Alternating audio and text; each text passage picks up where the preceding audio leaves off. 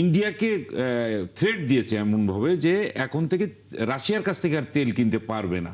Iran হয়তো তার তেল সম্পদ অগ্রিম বিক্রি করে হলেও অর্থনীতি দ্রুত পুনরুদ্ধার করে ফেলবে এবং একই সঙ্গে তার সামরিক সম্পদ যেটা সেটাকে বৃদ্ধি করার জন্য প্রয়োজনে সে পারমাণবিক কর্মসূচি আবার চালু করবে। মধ্যপ্রাচ্যের দেশগুলোর যে বিক্ষিপ্ত অবস্থা আমরা দেখতে পাচ্ছি এবং ইরানের বিপরীতে তাদেরকে আসলে একই সুরে কথা বলতে আমরা দেখি, এটাই স্পষ্ট করেছেন যারা মাহফুজুর রহমান একটু আগেই, যে প্রতিরক্ষা সাপোর্টটা আসলে যুক্তরাষ্ট্র এমনভাবে তাদেরকে দিচ্ছে যে আসলে মধ্যপ্রাচ্যের দেশগুলো মানব সম্পদের যে সংকট, সেই সংকটের কারণে তারা মুখ বুজে সহ্য করে নিচ্ছে।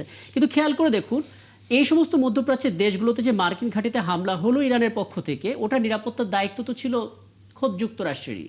যুক্তরাষ্ট্র সেটা করতে পারেনি। নতুন করে আসলে মধ্যপ্রাচ্যের দেশগুলো ভাববে কিনা এই বিষয়গুলো নিয়ে?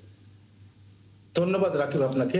দেখুন, এখানে আসলে মার্কিন যুক্তরাষ্ট্র কিন্তু এই ঘটনার মধ্য দিয়ে অনেকগুলো স্বার্থ এবং অনেকগুলো উদ্দেশ্য সে সফল করবে। প্রথমত হচ্ছে ইরানের রেজিম পরিবর্তনের যে তার মূল উদ্দেশ্য, এবং সেটা হচ্ছে ইরানের যে খনিজ সম্পদ এবং তেল এবং মধ্যপ্রাচ্যের তেল, এটি তার নিয়ন্ত্রণে নিয়ে আসার চেষ্টা করবে। যদিও চার প্রসঙ্গ সেখানে এসেছে, কিন্তু বাস্তবতা হচ্ছে যে মধ্যপ্রাচ্যের দেশগুলোর সবগুলোতেই কিন্তু মার্কিন ঘাঁটি ইতিমধ্যেই তারা স্থাপন করেছে। ফলশ্রুতিতে আপনি দেখবেন যে ইরানের সাথে মধ্যপ্রাচ্যের দেশগুলোর যে খুব বেশি সুসম্পর্ক তা কিন্তু আমরা দেখতে পাই না। নাম্বার 2 হচ্ছে ইরানের অভ্যন্তরীণ কিন্তু এক ধরনের সংকট আছে, যেটি আমরা কিছুদিন আগেও দেখছি যে অনেকগুলো ইরানের অভ্যন্তরীণ সেখানে মানুষকে হত্যা করা হচ্ছে।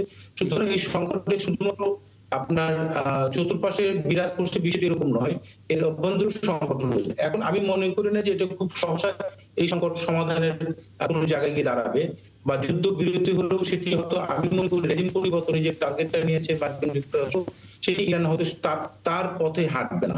ফলশ্রুতিতে এটা খুব অতি সম্প্রতি যে সমাধান ঘটবে এমনটিও নয়। কিন্তু পাশাপাশি আমি মনে করি যে মার্কিন যুক্তরাষ্ট্রের যে আগ্রাসী মনোভাবটা, এই মনোভাবটা বিশ্বব্যাপী বিশেষ করে মধ্যপ্রাচ্যে যাত্রা শুরু করেছে, এটা আমি মনে করি পৃথিবীর অন্যান্য দেশে বিশেষ করে এশিয়াতেও যাত্রাটি তারা অব্যাহত রাখার চেষ্টা করবে। কারণ এর প্রতিপক্ষ হিসেবে আপনি চায়নাকে যদি এখানে দাঁড় করান দ্বিতীয় পরাশক্তি হিসেবে, কিন্তু চায়না কিন্তু পরামর্শে কোন জায়গায় হামলা করছে না। তার অর্থনৈতিক যে কৌশল এবং তার যে বিশ্বব্যাপী যে পরিকল্পনা তারা নিয়েছে, সেটি কিন্তু সহজে তার শক্তি সেখানে ক্ষয় করবে না।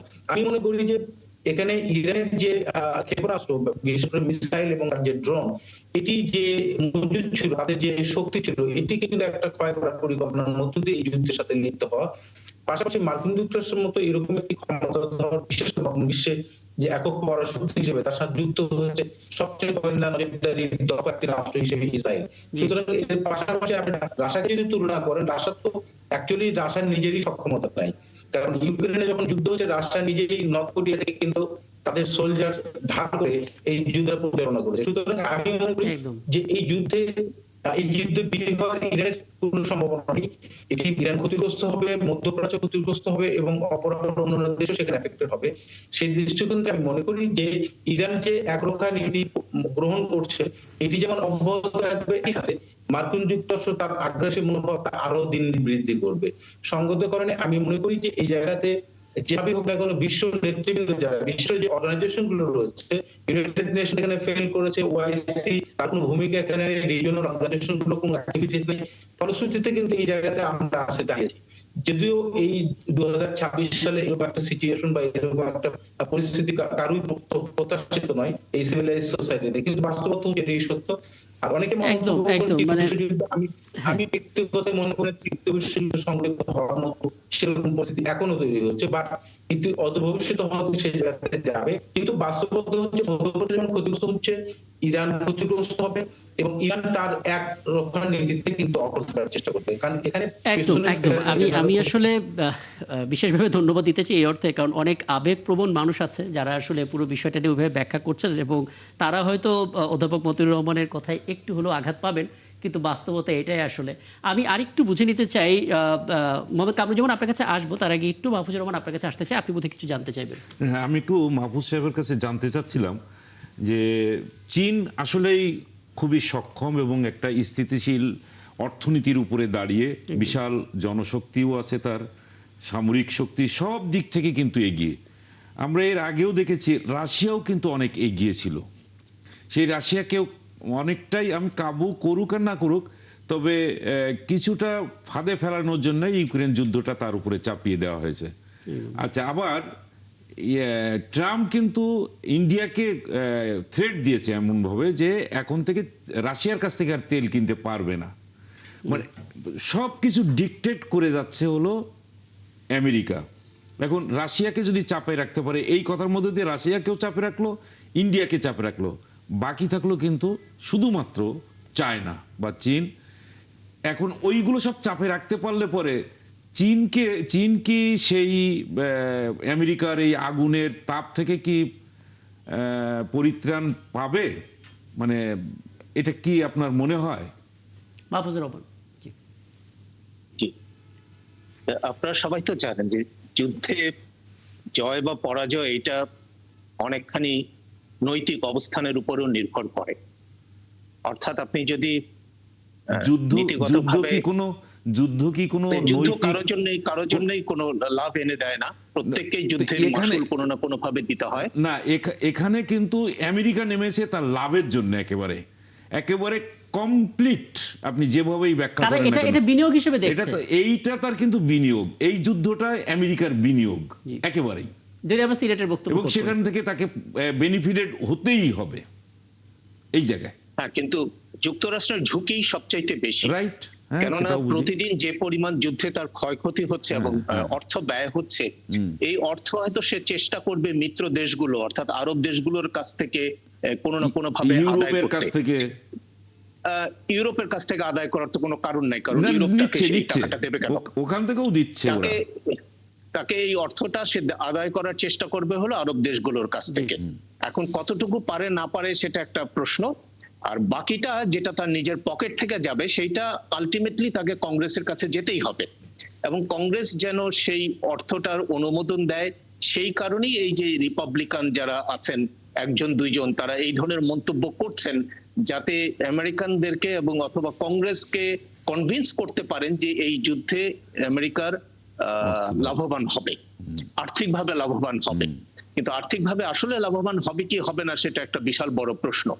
ইরানেরও ক্ষয়ক্ষতি হচ্ছে, ইরানও আর্থিকভাবে ক্ষতিগ্রস্ত হবে, কিন্তু ইরানে যদি রেজিম পরিবর্তন না হয়, অর্থাৎ এই শাসন ব্যবস্থায় যদি টিকে থাকে, তাহলে যুদ্ধ কোনো না কোনো ভাবে একসময় বন্ধ হয়ে যাওয়ার পর ইরান হয়তো তার তেল সম্পদ অগ্রিম বিক্রি করে হলেও অর্থনীতি দ্রুত পুনরুদ্ধার করে ফেলবে, এবং একই সঙ্গে তার সামরিক সম্পদ যেটা সেটাকে বৃদ্ধি করার জন্য প্রয়োজনে সে পারমাণবিক কর্মসূচি আবার চালু করবে।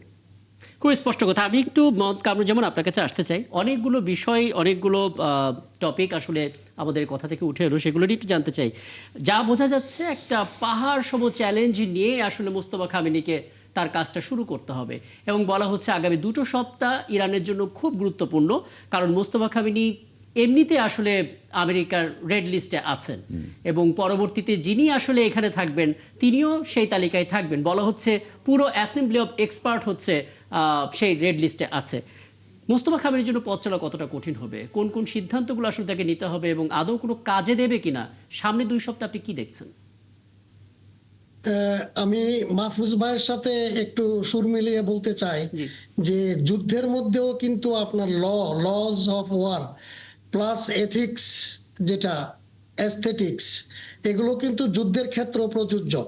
গ্রিক দেবতা পোলেমাসের নামে পোলেমোলজি, যুদ্ধবিদ্যা, এবং সেই দেবতা বলেছিলেন যে যুদ্ধে যেই দল আপনার অ্যাক্সিওলজি বা লজ, লিগাল এগুলো ফলো করে, প্রিন্সিপালস অফ ওয়ার এগুলো ফলো করে, ওরাই আলটিমেটলি বিজয়ী হয়। তো আমরা যেই ভয় আপনি মুস্তফা খামেনিকে নিয়ে করছেন, আমি তো এই ভয়টা বেশি দেখতে পাচ্ছি আপনার ডোনাল্ড ট্রাম্প এবং নেতানিয়াহুর ব্যাপারে। এবং আপনারা জানেন যে এই দুইজনই কিন্তু দুইটা বিখ্যাত বিশ্ববিদ্যালয়ের ছাত্র। ডোনাল্ড ট্রাম্প আপনার 46-এ জন্ম, আর নেতানিয়াহু 49-এ, 3 বছর ছোট বড়।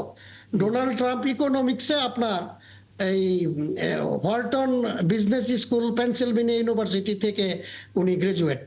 আর ওদিক দিয়ে নেতানিয়াহু সে MIT, ম্যাসাচুসেটস ইনস্টিটিউট অফ টেকনোলজির একজন আর্কিটেক্ট। পরবর্তীতে উনি মার্কেটিং এ MBA করেছেন হার্ভার্ড ইউনিভার্সিটি থেকে। তো এখন ওনাদের যে নীতি নৈতিকতা, যদিও বলে there is nothing unfair in war and politics, কিন্তু মানুষ কিন্তু ন্যায় অন্যায় এগুলো বুঝে। এবং আপনারা দেখেছেন যে এই ইরানে একটা বাচ্চাদের স্কুলের উপরে যে আক্রমণ হলো এবং এতগুলো বাচ্চা মারা গেল, এটা নিয়ে জাতিসংঘ যেরকম উদ্বেগ প্রকাশ করেছে, ডোনাল্ড ট্রাম্প তার দেশে তার জনগণের কাছে জবাব দেওয়ার জন্য সে এটার জন্য একটা ইনকোয়ারি করতে চাচ্ছে এবং বলতে চাচ্ছে যে it was not done by United States or Israel. তো মানে এটা আপনি মানে সত্যিকার অর্থে আমেরিকার ক্ষেত্রে কনভিন্স কিনা, মানে সমস্ত দেশ হয়তো যুদ্ধের সময় সে নীতি নৈতিকতা ফলো করবে, যুক্তরাষ্ট্রের ক্ষেত্রে আমরা দেখি কোথাও না কোথাও নিয়মগুলো আলাদা হয়ে যায়। আমি আসলে যুক্তরাষ্ট্রের ক্ষেত্রে এটা আলাদা হবে না এই কারণে এখন যখন আপনার কফিন যাওয়া শুরু হয়েছে, এই যে কিছুদিন আগে কফিন কিছু গেল, তো এই কফিন যাওয়া প্লাস যুক্তরাষ্ট্রের প্রায় 32,000 আপনার ইউএস সিটিজেন, ওনারা কিন্তু মিডল ইস্ট থেকে বিভিন্ন পর্যায়ে going back to their country. ওদের দেশেও আপনার এটা নিয়ে মানে আমরা হয়তো এগুলো মিডিয়ায় দেখতে পাচ্ছি না, বিকজ মিডিয়া তো আপনি জানেন যে কামরুজ্জামান সাহেব, আপনার কাছে একটু প্রশ্ন, একটু জানার বিষয়। আপনি যে নীতি নৈতিকতার কথা বললেন, তারপর আবেগের কথা বললেন, একটা স্কুলে বোম্বিং করার পরে সেখানে শিশুরা মারা গেল, তার প্রতিবাদ হয়েছে আমেরিকাতে।